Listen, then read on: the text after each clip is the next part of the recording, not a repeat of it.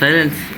ఈనాడు ఈ ప్రాంతంలో రాష్ట్రంలో మన రాష్ట్రంలో ముఖ్యమంత్రి గారు ఆనాడు రాజశేఖర రెడ్డి గారు ముఖ్యమంత్రిగా ఉండటం జరిగింది. ఈ రాష్ట్రాన్ని ముఖ్యమంత్రి గారు ఆనాడు చెప్పిన పథకాలని ఈనాడు ఈ రాష్ట్రంలో అందరూ బాగుండాలని నేను బాగుండాను. ఆనాడు రాజశేఖర రెడ్డి గారు చెప్పిన మాటని కాంట్రాక్టర్లు కానీ అందరూ కానీ రైతులు కానీ అందరూ బాగుండాలి. ఈనాడు ముఖ్యమంత్రి గారు జగన్మోహన్ రెడ్డి గారు ఎన్నో పథకాలు ఇచ్చాడు. ఈ రాష్ట్రంలో ఇన్ని పథకాలు ఇస్తే తలుపేయమ్మా సీఎం గారు లైన్లో ఉన్నాడు. ఈనాడు ఎన్నో తలుపేసే దేవుడు గడియపు దీపాకండి ఆయన. ఈనాడు ఈ రాష్ట్రంలో ముఖ్యమంత్రి గారు జగన్మోహన్ రెడ్డి గారు చెప్పిన మాటని ఆనాడు ఈ రాష్ట్రంలో ఇచ్చిన పథకాలన్నీ ఆయన హామీలు ఇచ్చిన పథకాలన్నీ అమలు చేసి ఇన్ని జరుగుతుంటే చంద్రబాబు నాయుడు గారు ఇచ్చిన 18,000 రూపాయల కోట్లో కూడా ఇస్తానన్న జీవో ప్రకారం తెస్తే చంద్రబాబు నాయుడు పోయి అడ్డుకోవటం. ఈ ఎలక్షన్ టైంలో ముందుకి పాపం పేదవాళ్ళు వాళ్ళకి ఏదో 18,000 కింద ఇద్దాం ఇంకొక జీవో ప్రకారం తెస్తే ప్రతిదీ ఇళ్ల స్థలాల కోట్లు ఆపాడు. రైతులకి ఇంకొకటి కావాలంటే కోట్లు ఆపాడు. మన పట్టాలు నాయన ఒక్క నిమిషం ఉన్నాయన సీఎం గారు లైన్లో ఉన్నాడు. అధ్యక్ష ఈనాడు చెప్తున్నాను నేను ముఖ్యమంత్రి గారు చేసిన పనులన్నీ చాలా మంచి పనులు అయితే జగన్మోహన్ రెడ్డి గారు చేసిన పనులు చంద్రబాబు నాయుడు కుమారుడు ఇద్దరు కలుసుకుని రాష్ట్రంలో కుప్పంగా ఓడిపోయి ఈ రాష్ట్రంలో 175 సీట్లకి 170 సీట్లు ముఖ్యమంత్రి గారు జగన్మోహన్ రెడ్డి గారు ఈ రాష్ట్ర ముఖ్యమంత్రి అవుతున్నాడు.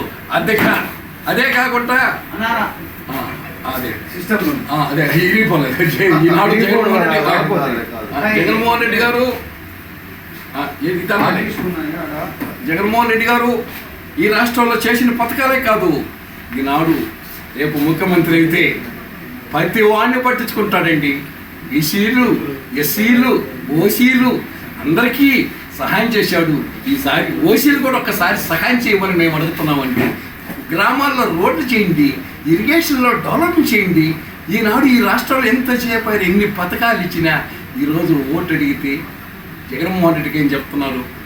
మళ్ళీ జగన్మోహన్ రెడ్డికి ముఖ్యమంత్రి కావాలి.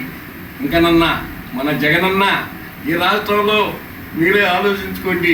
2 నెలలు 3 నెలలు కష్టాలు పడ్డారు ఎమ్మెల్యేలు.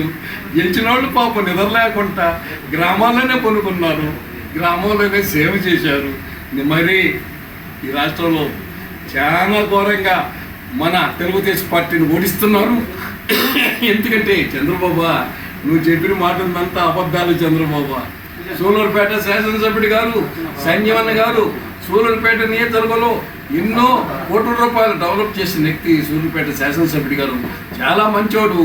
ఈనాడు నెల్లూరు జిల్లాలో ఆదాల ప్రభాకర్ రెడ్డి గారు ఎవరిని ఏ టైంలో ఫోన్ కొడితే ప్రభాకర్ అన్న మా గ్రామంలో ఈ సమస్య నెల్లూరు టౌన్లో అంటే వెంటనే ఫోన్ చేసి మాట్లాడేవాళ్ళు.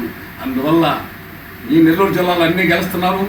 విక్రమరెడ్డి గెలుస్తున్నాడు, ఆదాల ప్రభారెడ్డి గెలుస్తున్నాడు, ఈ రాష్ట్రంలో అందరూ గెలుస్తున్నారు. జగన్మోహన్ రెడ్డి ముఖ్యమంత్రి అవుతున్నాడు. జగనన్న ఇంకనన్నా మా పోటీ వాళ్ళందరినీ పట్టించుకున్నా గ్రామాల్లోనే కాదన్నా మాకు పదవులు అవసరం లేదన్న జగనన్న. మాకు కూడా గ్రామాల్లో ఒకసారి ఎంతసేపైనా వాలంటీర్లకి ఉద్యోగాలు ఇచ్చేస్తేవి, మమ్మల్ని పట్టించుకోకపోతేవి, ఎంతసేపైనా గ్రామ ప్రజలని వదిలేస్తేవి, మమ్మల్ని కూడా పట్టించుకున్నా జగనన్న. నేను నిజంగా కష్టాలు బాధలు పడుతున్నామన్న ఈ రాష్ట్రంలో ఈసారి నువ్వు గెలవాలని మేము పూర్తిగా అభిమానంగా ఉన్నామన్నా జగనన్న. నువ్వు ముఖ్యమంత్రి అవుతావన్నా, రేతిరి పొగులి 3 నెలలు కష్టపడుతున్నావన్నా. నువ్వు కూడా ఇన్ని పథకాలు వదిలినా కూడా నువ్వు తిరిగే పనులు పాపము ఎంత గ్రామాలకు పోతే ఇన్ని అభివృద్ధి చేయాలని చూస్తున్నావు జగనన్న. నాకే మనసు భేదమవుతుందిరా. నేను నువ్వు తిరుగుతుంటే ఎండ గాలి లేకుండా ఎమ్మెల్యేలో బాధలు పడుతుంటే ఇన్ని పథకాలు ఇచ్చి కూడా మనం ఇన్ని బాధలు పడుతుంది. నాకు బాధ వేసిందన్న. నాకెంత బాధగా ఉంది, నీకెంత బాధగా ఉండాలన్నా. రేత్రి పొగులు అనుకోకుండా తిరుగుతున్నావన్నా జగనన్న. నీ ఓపిక మెచ్చుకోవచ్చన్నా జగనన్న. అన్ని రాష్ట్రాలు ఒక విధంగా ఉంటే మన రాష్ట్రంలో నువ్వు కావాల్సిన నిధులు తీసుకొచ్చి ఇచ్చావు జగనన్న. చెప్పిన మాటని తప్పకుండా చేసావు జగనన్న. మా శాసనసభ్యుడి గారు సంజీవన్న గారు పాపము 6 నెలలు అయిందన్న నెల్లూరు వదిలేసి సూలూరుపేటలోనే కూర్చొని పాపం నేత్రి పొగులు నిద్ర లేకుండా కష్టపడి పనిచేస్తున్నాడు. అందరూ ఫ్యాన్ గుర్తుకు ఓటేయండి, జగన్మోహన్ రెడ్డిని కానీ గెలిపిండి. ఈ రాష్ట్రంలో మళ్ళీ అనుకున్న పనులన్నీ చేస్తారని జై జగన్మోహన్ రెడ్డి, ఫ్యాన్ గుర్తు జై జగన్.